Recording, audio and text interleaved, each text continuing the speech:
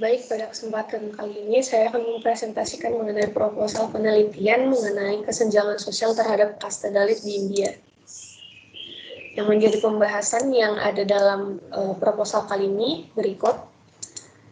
Yang selanjutnya kita akan membahas latar belakang. Sebagaimana kasta Dalit ini merupakan kasta yang ada di India yang tak tersentuh. Para Dalit tak hanya dibatasi dalam hal pekerjaan, namun juga mendapat perlakuan yang tidak pantas karena dianggap kotor dan najis. Masyarakat Dalit yang terdaftar di India meningkat sekitar 35 juta selama dekade mulai tahun 2001 sampai tahun 2011. Rumusan masalah dalam pembahasan kali ini yang pertama, mengapa hak-hak yang harusnya dimiliki oleh kasta Dalit tidak dapat dimiliki sepenuhnya. Yang selanjutnya, bagaimana kebijakan pemerintah dalam mengembalikan hak-hak asasi masyarakat kasta Dalit. Yang menjadi tujuan dan manfaat, yang pertama ada tujuan, yaitu menjelaskan hak-hak yang harusnya dimiliki oleh kasta Dalit secara adil dan merata. Yang selanjutnya menganalisa apakah ada kebijakan dari pemerintah sebagai upaya dalam mengembalikan hak asasi kasta Dalit.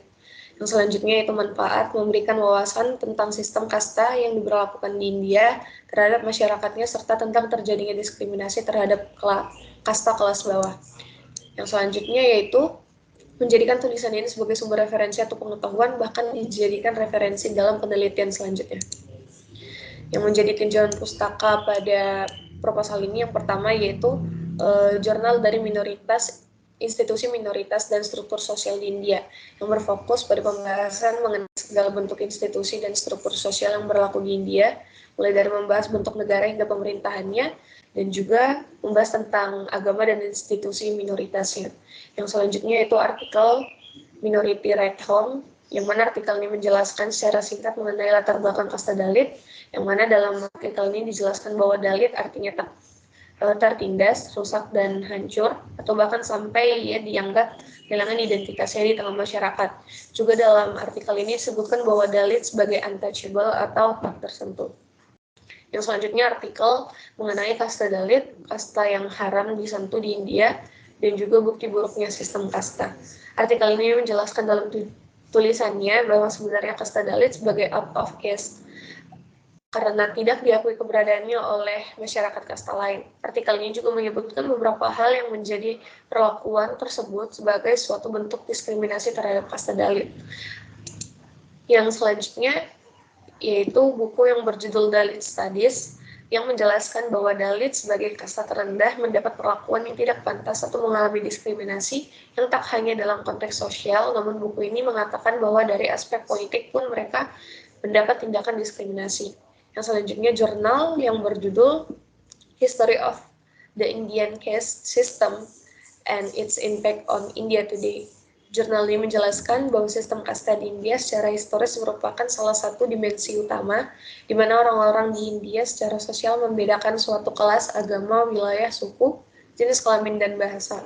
Meskipun ini atau bentuk diferensiasi lain ada di semua masyarakat manusia, itu menjadi masalah ketika satu atau lebih dari dimensi-dimensi ini saling tumpang tindih dan menjadi satu-satunya dasar peringkat sistematis yang akses yang tidak setara ke sumber daya yang dihargai seperti kekayaan, pendapatan, kekuasaan, dan prestis. Yang selanjutnya yaitu ada teori dan konsep. Yang pertama, hak asasi manusia merupakan sebuah keuntungan umum yang dimiliki oleh semua orang berdasarkan sifat manusia.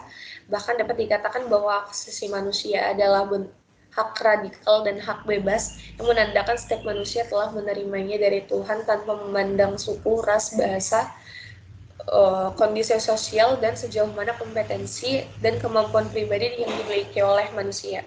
Dan selanjutnya yaitu Maslow Hierarchy of Needs, ialah sebuah teori dalam psikologi yang terdiri dari 5 tingkat kebutuhan manusia yang sering digambarkan dalam tingkat hierarki atau piramida. Yang pertama psychological needs, safety needs, love and belongingness needs, dan esteem needs, dan yang terakhir yaitu self-actualization needs. Yang selanjutnya yaitu diskriminasi, yang mana diskriminasi merupakan sebuah perlakuan yang tidak seimbang terhadap perorangan atau kelompok berdasarkan sesuatu, biasanya bersifat kategorikal atau memiliki kekhasan seperti berdasarkan pada ras, suku, agama, atau keanggotaan kelas-kelas sosial. Yang selanjutnya yaitu metode penelitian. Di sini saya menggunakan Metode kualitatif dengan data yang dihasilkan merupakan data deskriptif.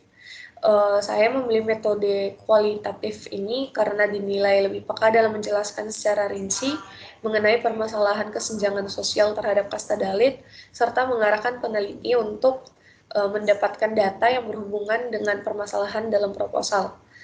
Case studies yaitu dengan mempelajari kasus yang diangkat dan mendalaminya untuk menyediakan data deskriptif yang jelas dan akurat.